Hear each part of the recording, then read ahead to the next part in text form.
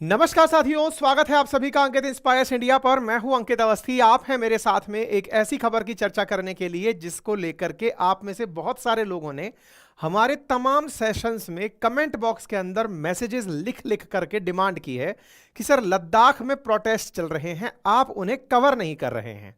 मुझे इस तरह से ट्रीट किया जा रहा है कि नहीं सर, आप लद्दाख को इग्नोर कर रहे हैं। बाय द वे मेरे प्यारे भाइयों और बहनों, आपसे गुजारिश है कि हमारा एक और यूट्यूब चैनल भी है जिसका नाम अपनी पाठशाला है।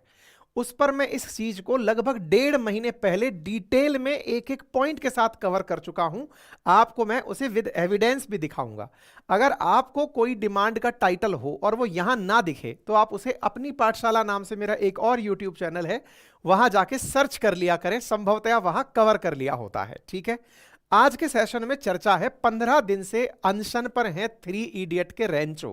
अगर आपने 3 इडियट फिल्म देखी है, भारत में काफी ज्यादा अप्रिशिएटेड फिल्म है, अगर आपने वह फिल्म देखी है तो उसके अंदर आमिर खान का रोल निभाने वाले रेंचो जब अंत में जाते हैं और लद्दाख के अंदर उनके दोस्त उनसे मिलने जाते हैं और एक व्यक्ति यानी आमिर खान जिस व्यक्ति का किरदार निभा रहे हैं उनकी ही आज चर्चा है, क्योंकि वे रियल लाइफ में एग्जिस्ट करते हैं और वर्तमान में 15 दिन से अनशन पर बैठे हैं। ऐसी स्थिति में आज का सेशन है कि अल्टीमेटली क्यों प्रोटेस्ट हो रहे हैं लद्दाख में। तो चलिए डिटेल में लेकर चलते हैं। आप में से जो साथी अभी तक कश्मीर की यात्रा पर नहीं गए, लद्दाख की यात्रा पर नहीं गए, इतना तो जानते ही होंगे कि लद्दाख और कश्मीर हिमालय पर्वत पर स्थित हैं। हिमालय पर्वत की ऊंची ऊंची चोटियां हैं, उन पर जमी हुई बर्फ है। बर्फ ग्लेशियर के रूप में है और जो गर्मी के साथ पिघलती है तो पानी बनता है और बना हुआ पानी ही हमारी नदियों में, जो कि गंगेटिक क्षेत्रों के अंदर गंगा यमुना जैसी नदियों का पानी बनाती है। यानी हिमालय के पिघलने से ही, हिमालय की बर्फ के पिघलने से ही हमारी नदियों में पानी आता है। लेह लद्दाख जिसे कि आप एक ठंडा रेगिस्तान कहते हैं, जहां पर पेड़ पौधे नहीं हैं क्योंकि इतनी ऊंचाई पर पेड़ पौधे ग्रो नहीं कर पाते, लेकिन यहां पर डली हुई बर्फ जब समय के साथ पिघलती है तो फिर नदियों के पानी का स्तर बढ़ाती है और यहीं से भारत के, उत्तर भारत के विशेष रूप से नदियों में पानी आता है और लोगों को सिंचाई का लाभ होता है। मैंने आपसे जैसा शुरुआत में कहा था कि मैं विद एविडेंस आपको यह बताने का प्रयास करूंगा कि मैं ऑलरेडी इस विषय पर सेशन कर चुका हूं। जिस समय मेन स्ट्रीम मीडिया कवर नहीं कर रही थी, मैं 1 महीने पहले ही, तारीख गवाह है 5 फरवरी के दिन, इस सेशन को कवर कर चुका हूं। तो कमेंट्स में आ करके मुझे भला बुरा कहने से पहले थोड़ा सा कष्ट और करा कर लीजिए, ठीक है ना। मुझे आप किसी पत्रकारिता के चैनल में डालने का प्रयास ना करिए। मैं मजे भले ही लेता हूं, मुझे पढ़ाते समय आनंद लेने में मजा आता है, मतलब कि ना, कि हाँ भाई ठीक है, सबकी मतलब थोड़ी सी ग्रिलिंग हो जाती है, लेकिन प्रयास रहता है कि जो देश में मुद्दे चल रहे हैं वो आप तक लेकर आए जाएं। और उसी क्रोनोलॉजी में हमने ये काम पहले भी किया हुआ है। मैंने कवर किया था, तब भी बताया था कि लद्दाख जिसकी पॉपुलेशन, अच्छा लद्दाख के बारे में यह भी जान लीजिए कि यह यूनियन टेरिटरी बनकर आया 5 अगस्त जब 2019 को देश के अंदर जम्मू कश्मीर राज्य से 370 के तहत वो जो दर्जा छीना गया, उसके बाद 2 यूनियन टेरिटरी बनकर आई थी, जिनमें से एक कश्मीर थी और एक लेह लद्दाख थी। जो लेह लद्दाख नाम से जो जगह बनकर आई, जिसमें लेह और कारगिल नाम के 2 जिले थे, जहां पर लगभग 2,74,000 ही पॉपुलेशन निवास करती है, वो कुछ इस प्रकार से आपको दिखाई पड़ती है। तो जम्मू कश्मीर और लद्दाख, लद्दाख की फिलहाल चर्चा चल रही है। चर्चा उस दिन से है जिस दिन से यह प्रोटेस्ट हुआ था। हमने यह सेशन कवर किया है। मैं आपसे गुजारिश करूंगा कि कृपया करके आज के सेशन के बाद आप इस सेशन को जरूर देख लीजिएगा, जिसमें मैंने ये कवर किया था कि -8 डिग्री तापमान पर हजारों की भीड़ लद्दाख में क्यों सड़कों पर उतरी है। जा करके देख लीजिएगा, ठीक है ना। अच्छा, अब यहां पर ये जो भीड़ है, अगर आपने वो सेशन नहीं देखा है तो मैं बता देता हूं ये प्रोटेस्ट कहां से शुरू हुआ, क्या हुआ, पूरा इतिहास क्या है, डिमांड क्या है, आज क्या हो रहा है, अनशन पर लोग क्यों बैठे हैं, क्या लद्दाख वाकई में मर रहा है जैसा लोग कह रहे हैं, हेडिंग्स बनी हुई हैं लद्दाख मर रहा है, लद्दाख को बचाओ, क्या है सारी कहानी, सोनम वांगचुक क्या चाहते हैं, सब बातें डिटेल में बताऊंगा। पहले की एक तरफ ये तस्वीर देखिए, आपको सड़कों पर उतरी हुई कुछ हजारों लोगों की भीड़ दिखाई दे रही है। एक बार इस भीड़ को देखिए। आरोप यह रहा कि इस भीड़ को मेन स्ट्रीम मीडिया ने कवर नहीं किया। ठीक है, अपन तो मीडिया चैनल है नहीं, अपन ने प्रॉपर डिटेल में इसको पहले भी कवर किया है और आज भी कवर कर रहे हैं। ये आप भीड़ देख ले, ये भीड़ है लेह लद्दाख के अंदर। लोग विरोध करने के लिए सड़कों पर उतरे हैं। आप हजारों की संख्या के अंदर यहां पर जनता को देख सकते हैं।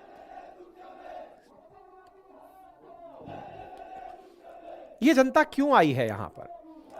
क्या ये भारत के विरोध में आई है, या कोई मांग लेकर आई है, क्या है? जब देश के अंदर यूनियन टेरिटरी के रूप में लद्दाख बनकर आया तो यहां के लोग चाहते हैं कि इन्हें शेड्यूल 6 के अंदर दर्जा दे दिया जाए। इस पूरे की पूरे जो प्रोटेस्ट कहिए या भीड़ कहिए, इसको लीड कर रहे हैं सोनम वांगचुक। वही सोनम वांगचुक जिसके बारे में मैंने आपको अभी हाल कहा, 3 इडियट में रेंचो का जो किरदार जिनके नाम पर बनाया गया है वो सोनम वांगचुक। फिल्मों के अंदर बनाने की लिबर्टी ली जाती है, इसलिए इनको थोड़ा ज्यादा साइंटिफिक दिखा दिया है। वास्तविकता में इन्हीं का किरदार निभा रहे हैं ये, ठीक है। अच्छा, अब वापस आते हैं तो सोनम वांगचुक का आप यहां पर ट्वीट देखते हैं जिसमें यह लिखा है कि 3 फरवरी को लद्दाख के अंदर एक बिगेस्ट एवर रैली हुई, और वो किस लिए हुई?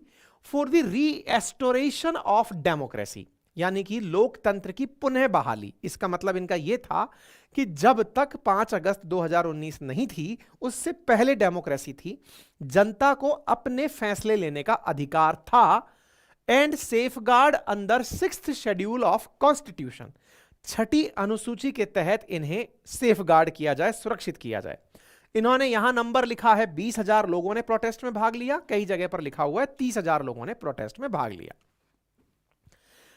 रीएस्टोरेशन ऑफ डेमोक्रेसी, लोकतंत्र की बहाली। लोकतंत्र की बहाली का मतलब ये 370 वापस नहीं चाहते, ये नहीं कह रहे कि वापस वैसा ही बना दो। इनका कहना है कि लद्दाख के जो थोड़े से लोग हैं इनकी बात भी सुनी जाए, इसके लिए कोई विधानसभा जैसी व्यवस्था हो, और अगर विधानसभा जैसी व्यवस्था नहीं हो सकती तो उसके स्थान पर शेड्यूल 6 हो। शेड्यूल 6 क्या है, इस पर भी चलेंगे, लेकिन इससे पहले यह समझ लीजिए कि कुल मिलाकर ये चाहते हैं कि हम लोग भले ही कम हों, लेकिन इनकी आवाज सुनने का और इनके फैसले ये खुद ले सकें, इसकी आजादी देने का सरकार कष्ट करे।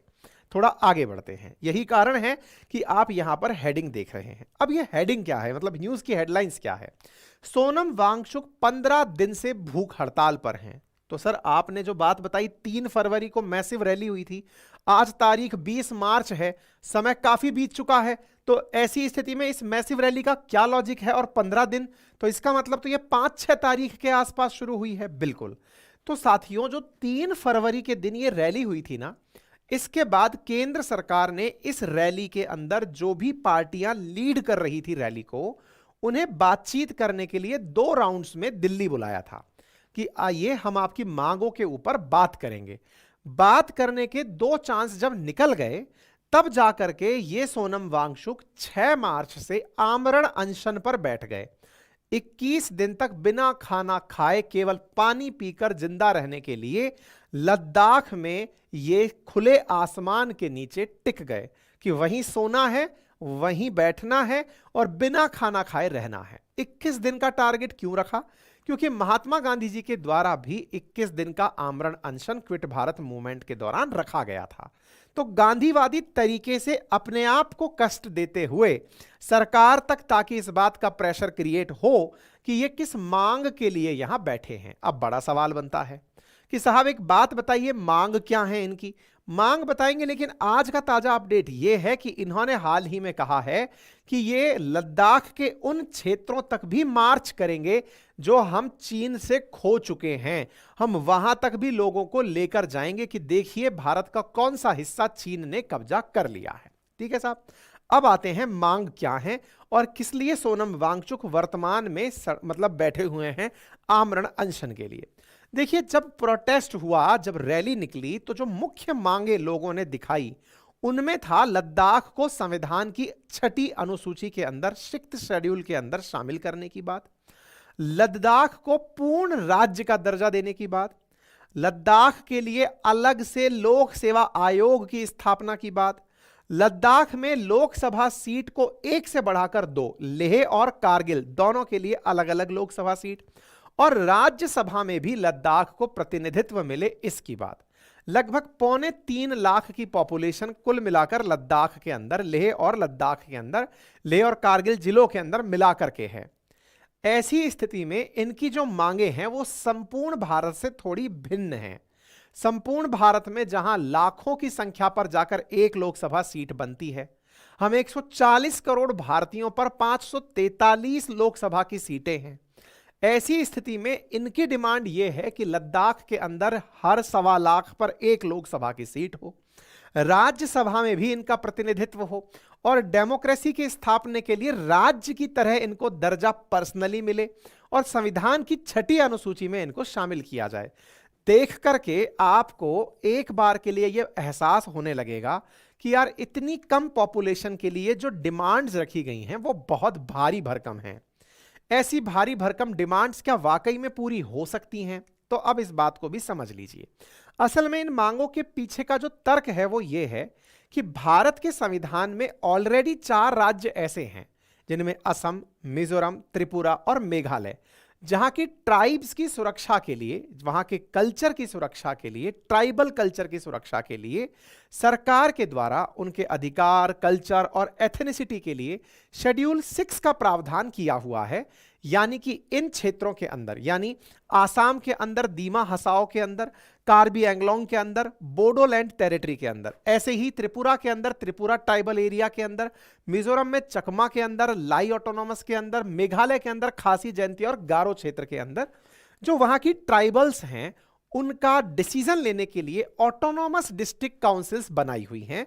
यानी कि वो ट्राइबल्स के डिसीजन वो खुद लेने वाली ट्राइब्स हैं और उनकी बनी हुई काउंसिल्स हैं। या एक तरह से ये समझिए कि ये छोटी छोटी जो ऑटोनॉमस डिस्ट्रिक्ट काउंसिल्स बनी हुई हैं इन 4 राज्यों में, ये अपने यहाँ के फैसले स्वतः लेती हैं। यानी कि एक तरह से उत्कृष्ट उदाहरण है लोकतंत्र का। लद्दाख को लेकर इनकी डिमांड यह है कि जिस तरह से आपने यहां 4 राज्य शामिल किए हुए हैं, आप यहां पर हमें यानी कि लद्दाख को भी शामिल कर दीजिए। लद्दाख को क्या शामिल किया जा सकता है? आंसर सरकार की तरफ से ना है। क्यों? बोले यदि हमने इन 4 राज्यों के साथ में लद्दाख डाल दिया तो भाई नॉर्थ ईस्ट के जो अन्य बचे हुए राज्य, अरुणाचल प्रदेश हुआ, नागालैंड हुआ, मिजोरम हुआ, मणिपुर हुआ, वो सभी राज्य मिलकर के भी डिमांड करने लगेंगे क्योंकि उनके पास भी बड़ी संख्या में ट्राइब्स रहते हैं। हम उन क्षेत्रों में ऑटोनॉमस डिस्ट्रिक्ट काउंसिल नहीं दिए हुए हैं, तो फिर आपको कैसे दे दें? सरकार इस कारण से इन्हें 6ठे शेड्यूल का दर्जा नहीं दे रही है। अब बड़ा सवाल यह बनता है कि जनता मतलब वास्तविकता में इस तरह की डिमांड कर क्यों रही है? ऐसा उन्हें क्या लगा जिसके चलते वो सड़कों पर आ गए? देखिए, जैसे ही लद्दाख यूनियन टेरिटरी बना, यूनियन टेरिटरी बनने से पहले जब वो राज्य था तो जम्मू कश्मीर विधानसभा में लेह और कारगिल से लोग चुनकर जाया करते थे। यानी इन क्षेत्रों की बात भी श्रीनगर की विधानसभा में चर्चा का विषय बनती थी। लेकिन जब से यूनियन टेरिटरी बना है तब से केंद्र का डायरेक्ट शासन हो गया।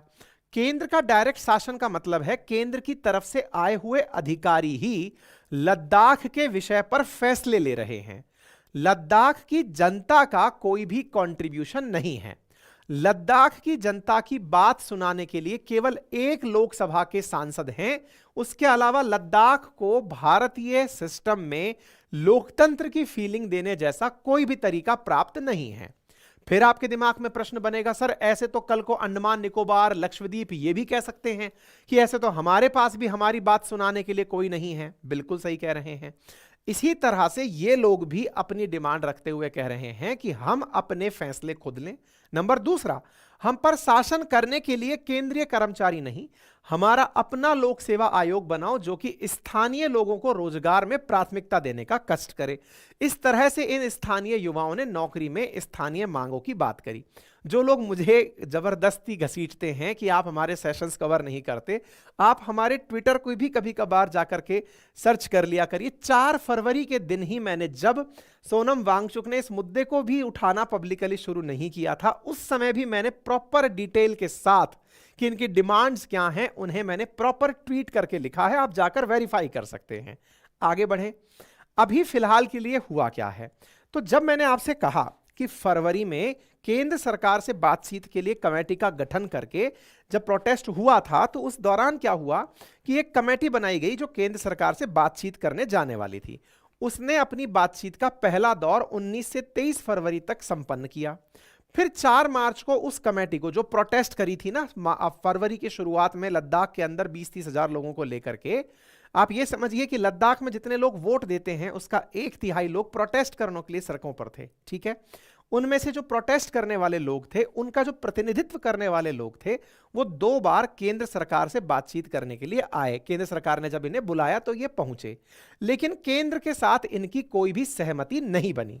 केंद्र के साथ जब इनकी कोई भी सहमति नहीं बनी तो 4 मार्च के दिन एक प्रेस रिलीज जारी किया गया, जिसमें यह लिखा गया कि हमारी जो सब कमेटी है लेह अपेक्स बॉडी और कारगिल डेमोक्रेटिक अलायंस, उसकी meeting ministry of home affairs के साथ हुई थी और उनके एडवाइजर टू यूटी लद्दाख हैं उनके साथ हुई, लेकिन इसकी वजह से कोई भी पॉजिटिव रिजल्ट्स नहीं आए, जिसके चलते हम भविष्य के लिए कोई प्लान बनाने जा रहे हैं।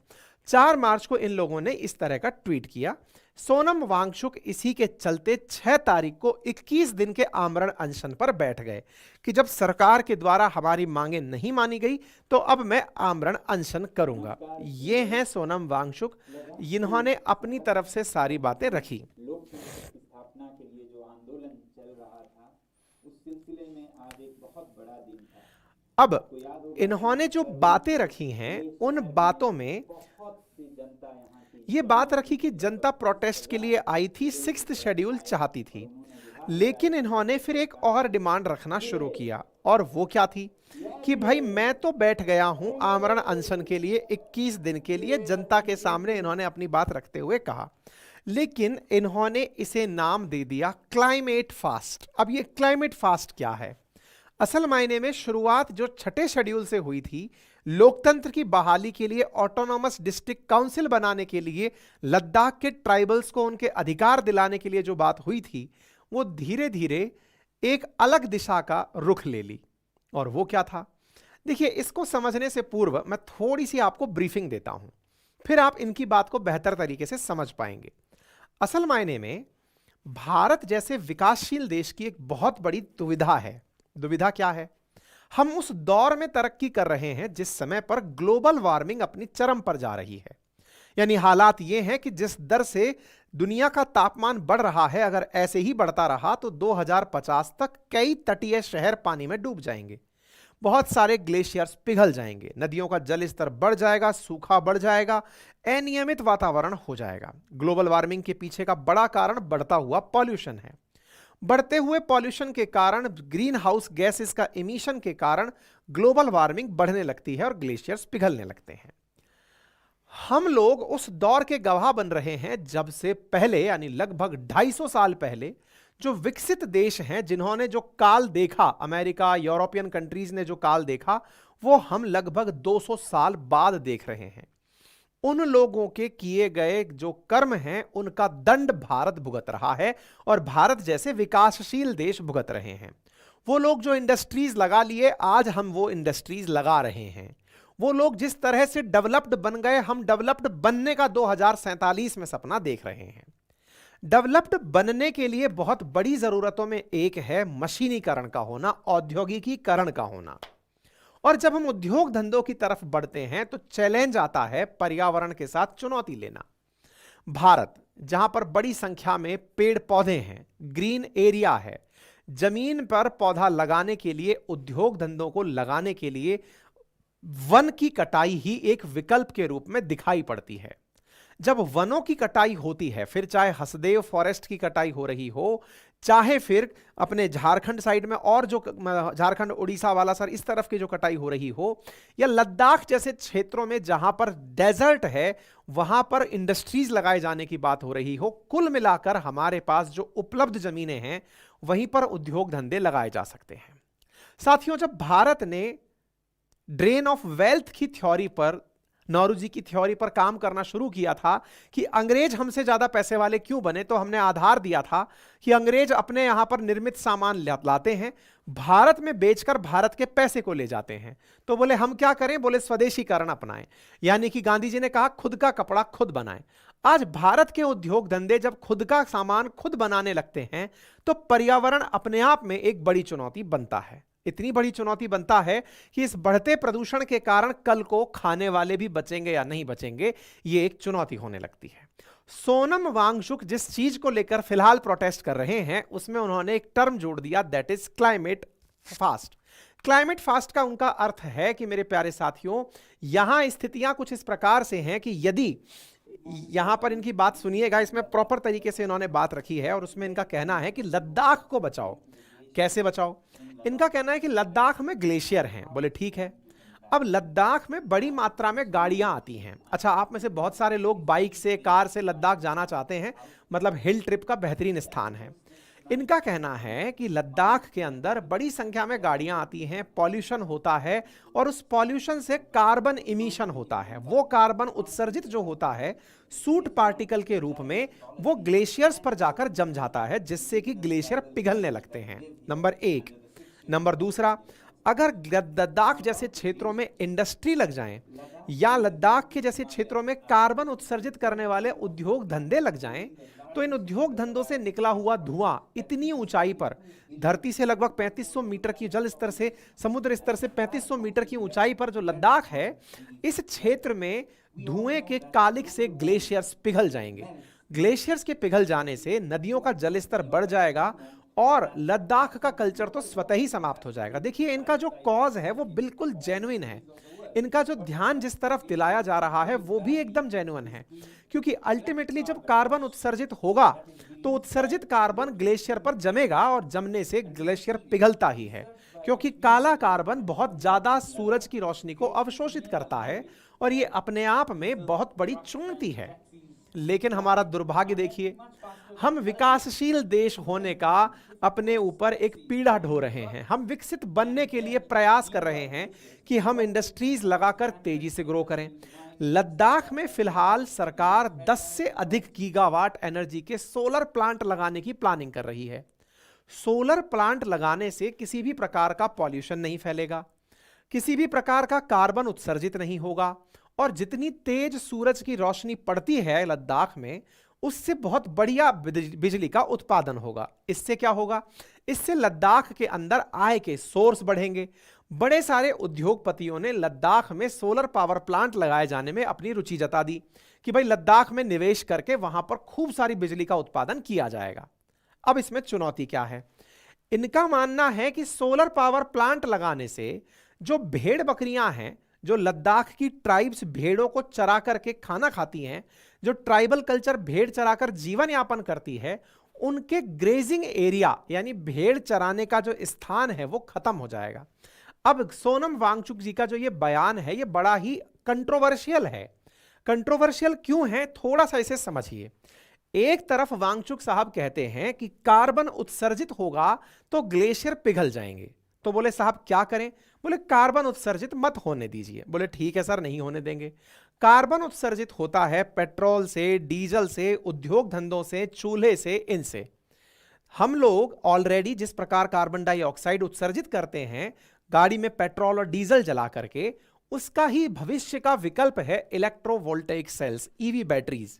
और ऐसी स्थिति में बिजली उत्पादन हमारे लिए सौर ऊर्जा से या रिन्यूएबल एनर्जी से भारत के लिए एक बहुत बढ़िया ऑप्शन है, क्योंकि जहां एक और लद्दाख भारत के लिए कोल्ड डेजर्ट है, वहीं राजस्थान भारत के लिए एक हॉट डेजर्ट है, जहां पर बड़ी संख्या में सोलर पैनल्स लगाकर बिजली का उत्पादन किया जा सकता है। वांगचुक साहब का कहना है कि एक तो कार्बन उत्सर्जन कम करो। बोले ठीक है। सरकार ने कहा उत्सर्जन कम करने के लिए बिजली उत्पादन के लिए रिन्यूएबल एनर्जी जिसका कोई पॉल्यूशन नहीं है फिलहाल के लिए, अनटिल अनलेस वो जो सोलर पैनल है वो बर्बाद ना हो जाए। बोले ऐसी स्थिति में हम सोलर वोल्टेइक सेल लगा लें। बोले अगर वो लगा लिए तो गाय को चरने की जगह, जो वो क्या कहते हैं, भेड़ को चरने की जगह नहीं मिलेगी। तो अब ये दोनों ही तरह की बातें करके दो बड़ी बातों पर कंट्रोवर्शियल रिमार्क कर रहे हैं। इस वजह से कुछ लोग इन्हें नेगेटिव लेना शुरू कर दिए हैं कि भैया कॉज बहुत बढ़िया उठाए हो आप। क्लाइमेट का कॉज ऐसा है जिससे यह प्रतीत होता है कि आप सबके लिए, सबके हितों पर बात कर रहे हो, सबके लिए अच्छा सोच रहे हो। बहुत अच्छी बात है, लेकिन सबके लिए अच्छा सोचते सोचते आप जो बात कर रहे हो यह थोड़ी प्रोग्रेस के एंटी साउंड हो रही है। प्रोग्रेस किसमें है? उद्योग धंधे लगने में है। चलो कोई बात नहीं, उद्योग धंधे से कालिक पुत रहा है, कोई बात नहीं, देश में कहीं भी कार्बन उगेगा, कार्बन पैदा होगा, ग्लेशियर पर जमेगा। नंबर दूसरा, लेकिन सोलर पावर प्लांट में आप कह रहे हो कि भेड़ को चगाने की जगह नहीं मिलेगी। तो ऐसी स्थिति में इनका यह जो मूव है, इसे लोग कई जगह पर कह रहे हैं कि यह थोड़ा पॉपुलिस्टिक मूव है, कि चरवाहों को भी अपनी भीड़ में बुलाने के लिए ये इस तरह की डायलॉग बाजी कर रहे हैं। बट एनीवे, इनका उद्देश्य साफ है, मैग्सेसे पुरस्कार विजेता हैं, अपनी बातों को बहुत अच्छे से ठंड में बैठ करके रख रहे हैं, तो इनकी बातों के साथ लोग कनेक्ट कर रहे हैं कि अल्टीमेटली इंसानियत के लिए, भलाई के लिए ये प्रोटेस्ट कर रहे हैं। ठीक है, लोग इनके साथ में हैं। 6th शेड्यूल की मांग के साथ साथ ये क्लाइमेट के संरक्षक बन के 15वां दिन आज बिता चुके हैं। 6 दिन और 21 तारीख तक ये मतलब आने वाले 21 दिन तक ये इस प्रकार का प्रोटेस्ट करने वाले हैं। ठीक है साहब, तो उम्मीद है आपको सारा मसला समझ में आ गया होगा। देश भर से कई लोग जाकर के इन्हें जुड़ रहे हैं। अब बड़ा सवाल ये बनता है कि आफ्टर ऑल लद्दाख को 6th शेड्यूल में मिलाने की दिक्कत क्या है? दिक्कत यह है जो इनकी मांग है ना, वो मांग असल में नॉर्थ ईस्ट में शामिल होने की है। नॉर्थ ईस्ट स्टेट्स के लिए जो जगह, नॉर्थ ईस्ट में जो 4 राज्य हैं ATMM के नाम से, उनको शामिल उनके लिए 6th शेड्यूल बनाया हुआ है, उसमें इन्हें शामिल नहीं किया जा सकता। अगर करना होगा तो उसके लिए संविधान संशोधन करना पड़ेगा। फिलहाल के लिए संसद का जो सत्र है वो समाप्त हो चुका है, वर्तमान में जो सरकार है वो इलेक्शन में है। ऐसी स्थिति में किसी भी प्रकार से संविधान संशोधन के लिए संसद के सत्र को नहीं बुलाया जा सकता। यानी इनकी जो फिलहाल मांग है वो संविधान संशोधन से ही पूरी हो सकती है, और संविधान संशोधन 4 जून से पहले किसी भी कीमत पर नहीं हो सकता। तो फिर इनके इस प्रोटेस्ट का कोई मीनिंग फिलहाल निकलता हुआ नहीं दिख रहा है। उम्मीद है कि आप लोगों को यह बात समझ में आ रही हो। लोग इसे चुनावों से जोड़ करके भी देख रहे हैं कि लद्दाख के अंदर एक MP की सीट है, और लद्दाख चूंकि भारत के लिए बहुत सेंसिटिव जगह है, क्योंकि वहीं से चाइना का बॉर्डर है, और भारत का जो LAC वाला क्षेत्र है जहां चाइना के साथ कन्फ्लिक्ट है, ये जैसे ही कोई बात वहां पर बोलते हैं लोगों के कान सीधे खड़े हो जाते हैं कि चाइना से रिलेटेड कोई खबर सुनाने वाले हैं। ठीक है, भारत सरकार ने हालांकि इनको इसका एक ऑप्शन दिया है। बोले ठीक है, आप लोग 6th शेड्यूल में शामिल होना चाहते हैं लेकिन हो नहीं सकते, ये हम बता देते हैं। तो फिर एक काम करते हैं, आपको आर्टिकल 371 में जगह दे देते हैं। आर्टिकल 371 क्या कई जगह राज्य लागू है क्या? जी हां, भारत के 11 राज्यों में ऑलरेडी 371 लागू है। जहां आर्टिकल 244 के छठी अनुसूची के माध्यम से 4 राज्यों को कवर किया हुआ है, ऐसी 371 में 11 राज्यों के लिए विशेष उपबंध किए हुए हैं। उदाहरण के लिए 371A के तहत नागालैंड के लिए विशेष उपबंध हैं, B में आसाम के लिए विशेष उपबंध हैं, C में मणिपुर के लिए, I में गोवा के लिए। इस प्रकार से अलग अलग जो सब क्लॉजेज हैं उसमें अलग अलग राज्यों के लिए स्पेशल प्रोविजंस किए हुए हैं। तो केंद्र सरकार ने कहा कि हम शेड्यूल 6 तो आपके यहां अप्लाई नहीं कर सकते, लेकिन आपको हम 371 के अंदर प्रावधान दे सकते हैं, और उन्हीं प्रावधानों की लिस्ट मैंने यहां पर फहरिस्त के रूप में लगा दी है। ठीक है साहब, अब यहां पर एक बड़ी सवाल की चीज बनती है, और वो ये है कि 371 अगर लागू होता है तो क्या स्थानीय हितों को फायदा मिलेगा? आंसर है जी हां। लगभग 80% जो नौकरियां हैं वो लोकल लोगों के लिए रिजर्व हो जाएंगी। केंद्र सरकार लद्दाख की संस्कृति, भाषा और भूमि के स्थानीय संरक्षण का पूर्ण प्रयास यहां पर फिर कर पाएगी। ठीक है साहब, लेकिन इसके बावजूद इन्होंने एक और बात मांग कर दी है, और वो ये है कि ये जल्दी ही यहां से चाइना का जो बॉर्डर है वहां तक प्रोटेस्ट करने जाएंगे।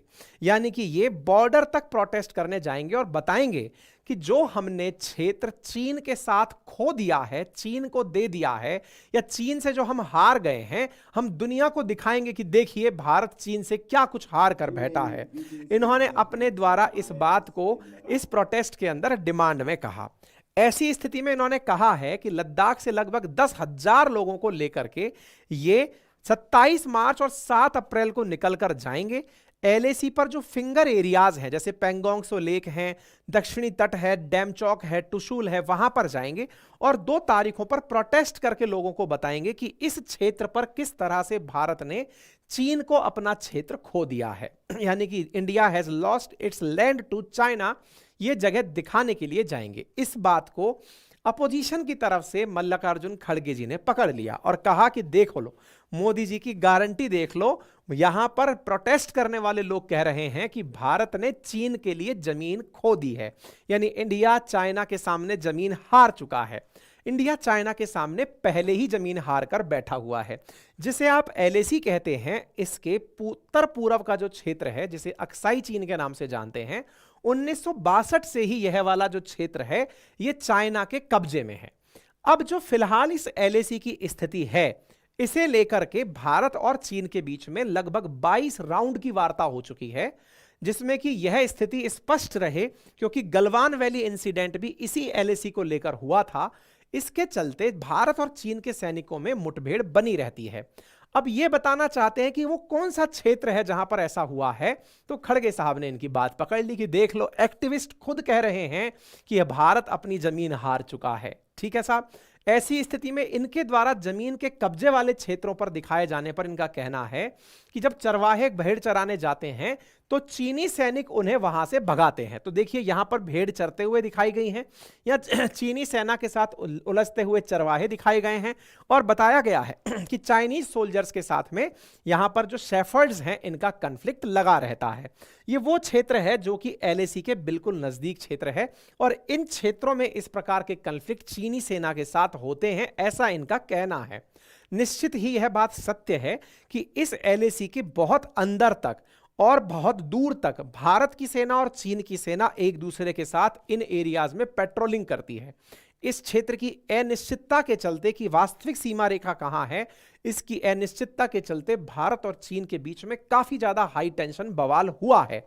और उस हाई टेंशन बवाल के नजारे आप यहां भी देख सकते हैं, क्योंकि यहां पर कोई स्पष्ट डिमार्केटेड लाइन नहीं है, जिसके चलते भारतीय चरवाहे चीनी सीमा में चले जाते हैं या भारतीय सीमा में चीनी सैनिक घुस आते हैं। यह यहां का एक लंबा विवाद बना हुआ है, और इसी के चलते भारतीय सेना लगातार चीन के साथ स्टैंड ऑफ की सिचुएशन में खड़ी हुई है, और इसके लिए निरंतर प्रयास चल रहे हैं। यह वो न्यूज कटिंग है जिसमें यूनियन कैबिनेट ने अक्टूबर 2023 में सोलर पावर प्लांट 13 गीगावाट की लगाने की बात की थी, जिसके चलते ये जो वांगचुक हैं ये कह रहे हैं कि भेड़ बकरियों के जीवने की जगह नहीं बचेगी, चरने की जगह नहीं बचेगी अगर ये सोलर प्लांट लग गए। तो इनका जो प्रोटेस्ट है वो कहीं ना कहीं अपने ही इरादों में थोड़ा पॉलिटिकल मूव लेता चला जा रहा है। इलेक्शन के टाइम पर हो रहा इनका प्रोटेस्ट, जिसमें यह निर्धारित है कि छठी अनुसूची में अगर कोई इन्हें वादा कर भी देता है तो वो आचार संहिता में फंस जाएगा, नंबर एक बात। नंबर दूसरी बात, इनके प्रोटेस्ट में अगर आचार संहिता का मायना है तो 4 जून तक कुछ नहीं हो सकता, नंबर दूसरी बात। लेकिन यह बात तय है कि इनके प्रोटेस्ट से लोगों को यह लगने लगेगा कि ना जाने लद्दाख की स्थिति कितनी खराब है, भारत चीन से कितना कुछ हार कर बैठा हुआ है, इससे भारत के अंदर लद्दाख एक नेशनल मुद्दा बनकर खड़ा होगा। चौथी बात, सोलर पावर प्लांट्स का वहां लगाया जाना भारत सरकार के द्वारा, भाई निश्चित ही 16 गीगावाट के कई लाख स्क्वायर किलोमीटर में सोलर पावर प्लांट लगेंगे। ऐसी स्थिति में लगाने के लिए बड़ी बड़ी कंपनियां वहां जाएंगी, तो इसका मतलब कैपिटलिस्ट वर्सेस जो शेफर्ड्स हैं उनकी लड़ाई, यानी कि गरीब वर्सेस अमीर की लड़ाई को यहां पर हाईलाइट किया जाएगा। इस तरह से यह मामला चुनाव के समय पर हुए मामलों में रिलेट कर रहा है, जस्ट लाइक जिस तरह से किसान आंदोलन का होना हुआ या फिर इनका आंदोलन का होना हुआ। निश्चित ही ये अपनी मांग रख रहे हैं, लेकिन इनमें लोग जो इनके विरोध में बैठे हैं वो कह रहे हैं कि आप इस मौके को, दस्तूर को चुनाव से ही क्यों निकाल कर ला रहे हैं, बहुत दिनों से यहां पर ऐसा हो रखा था, अभी इस मुद्दे को क्यों मतलब हवा दी गई है। खैर, अल्टीमेटली सबको अपनी बातें रखने का लोकतंत्र में अधिकार है, और सोनम वांगचुक अपनी बात को बहुत खूबी से रख रहे हैं। निश्चित ही उन्होंने कई अच्छे मुद्दे भी उठाए हैं, और जिन जिन मुद्दों पर उन्होंने ध्यान दिलाया है, लोकतंत्र की खूबी यही है कि सबको अपनी बातें बोलने का अधिकार है, और सरकार को सबकी बातें सुननी चाहिए। यही सबसे इंपॉर्टेंट एस्पेक्ट ऑफ डेमोक्रेसी है। बाकी आप इस विषय पर क्या सोचते हैं कमेंट बॉक्स में जरूर बताइएगा। चैनल पर नए हैं तो सब्सक्राइब कर लीजिएगा, क्योंकि बार बार अपील करने पर भी हमारा यह आंकड़ा 41 से घट के कभी 40% तक ही आ पहुंचता है, यानी कि आप में से 40% हमारे व्यूअर और लिसनर ऐसे हैं जिन्होंने हमारे चैनल को अभी तक सब्सक्राइब नहीं किया हुआ है। कृपया करके सब्सक्राइब कर लें, और जिन्होंने सब्सक्राइब कर लिया है वो कोई अपना वीडियो पर कमेंट छोड़ दें, वीडियो को लाइक कर दें, साथियों से साझा कर दें। फिलहाल के लिए इतना ही। अपना ख्याल रखें, बड़ों का सम्मान करें, छोटों को प्यार दें, अपना व्यक्तित्व इस प्रकार से विकसित करें कि महिलाएं आपके साथ सुरक्षित और